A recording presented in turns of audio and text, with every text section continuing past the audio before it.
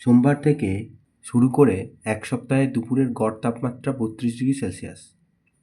প্রথম 3 দিনের দুপুরের গড় তাপমাত্রা 31°C। শেষ 3 দিনের দুপুরের গড় তাপমাত্রা 33°C হলে ওই সপ্তাহে বৃহস্পতিবার দুপুরের তাপমাত্রা কত ছিল? তাহলে এখানে এক সপ্তাহে দুপুরের গড় তাপমাত্রা বলেছে এইটা।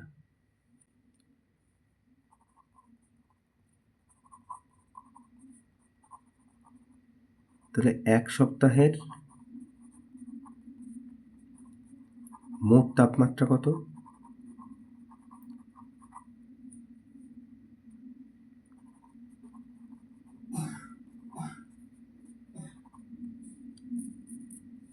দুপুরের মোট তাপমাত্রা কত?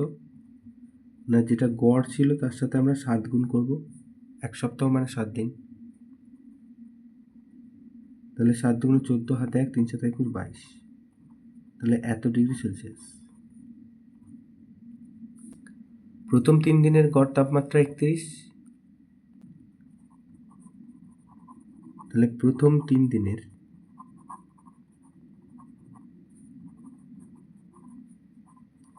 দুপুরের মোট তাপমাত্রা গড় ছিল 31, তার সাথে 3 গুণ হবে। 3 1 3, 3 3 9, এত °C।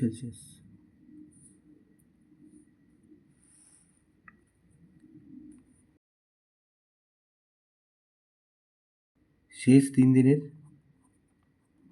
দুপুরের মোট তাপমাত্রা গড় ছিল 33, তার সাথে গুণ হবে 3,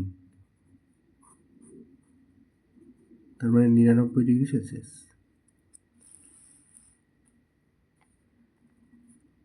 তাহলে 6 দিনের মোট তাপমাত্রা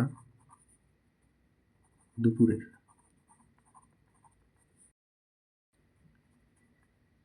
93 আর 99 যোগ করব। 9 3 12, 2 হাতে 1, 1 9 10 19, এত °C। তাহলে এবার এইটা যদি আমরা বিয়োগ করে দিই এর থেকে, তাহলে বৃহস্পতিবারের তাপমাত্রা পাবো।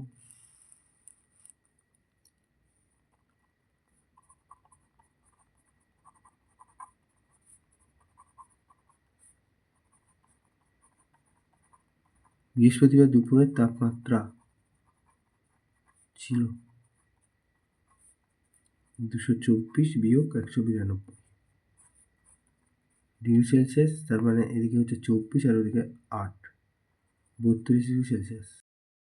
এটা তাহলে উত্তর।